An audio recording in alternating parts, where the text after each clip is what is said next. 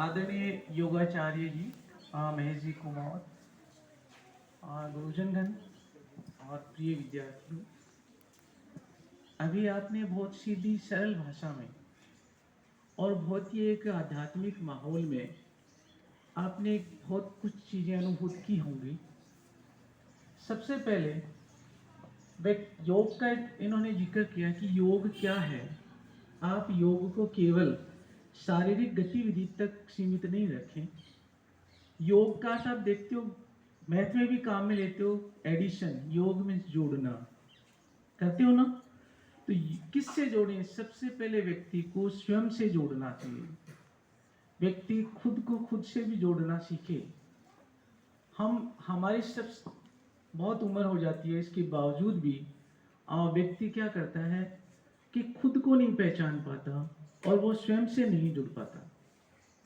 पहले खुद को पहचाने कि मैं क्या हूं और मेरा जन्म किस उद्देश्य के लिए हुआ है और मैं क्या करने जा रहा हूं। क्या मैं ईश्वरीय आदेशों की पालना करता हूं? क्या मैं भारतीय सनातन संस्कृति के अनुसार चलता हूं? क्या मैं समाज में आदर्श स्थापित करने के लिए पैदा हुआ हूं? ये चीजें पहले व्यक्ति स्वयं को समझे, खुद को जोड़े। उसके बाद व्यक्ति अन्य व्यक्तियों से जोड़े और अंततः स्वयं को ईश्वर से जोड़ना है। जो व्यक्ति ईश्वर से जुड़ जाता है आध्यात्मिक रूप से बहुत ही शक्तिशाली हो जाता है और वो जो चाहता है उसके अंदर ऐसी अलौकिक शक्ति का संचार हो जाता है कि वो जो चाहता है कि सकारात्मक चीजें, कि ऐसा होना चाहिए मेरे जीवन में, निश्चित रूप से वैसा होता है। लेकिन इसके लिए आपको सबसे पहले खुद को निर्मल करना पड़ेगा। आप अपनी आत्मा, आप सभी समझते हैं कि आत्माएं पवित्र ही होती हैं।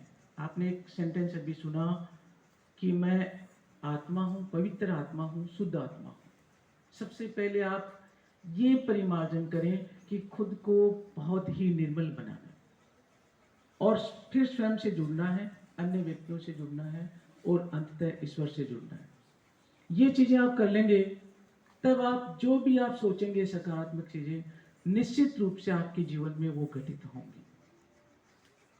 आपके जीवन में बहुत सी चीजें नकारात्मक भी आती हैं, लेकिन उनका प्रभाव बहुत सीमित रहेगा और वो समय के अनुसार हट जाएंगे। अगर आप सकारात्मक चीजें, सारी चीजें पॉजिटिव ही सोचेंगे और आध्यात्मिक रूप से शक्तिशाली रहते हुए ईश्वर से जुड़े रहेंगे, तो ये जो योग का मर्म आपने समझा, आपके जीवन को सफल बना देगा। हमेशा प्रसन्न रहेंगे और दूसरों को भी अपने आचार व्यवहार आदर्शों से प्रसन्नता प्रदान करेंगे और उन्हें भी एक सकारात्मक जीवन की ओर बढ़ने के लिए अग्रसर करेंगे। तो आपका जो ये 5-7 मिनट का सेशन रहा, मैं महेश जी का बहुत आभारी हूँ। आपको कोई फिजिकली परेशानी नहीं हुई। आप सोच रहे थे कि अभी हमें ये एक्टिविटी और करनी है, लेकिन इन्होंने योग का एक जो आध्यात्मिक अर्थ है वो आपको समझाया। योग केवल शारीरिक गतिविधि तक सीमित नहीं है। तो इसको थोड़ा सा दार्शनिक स्तर पे जाके खुद को सोचें और योग के महत्व को समझें। Thank you.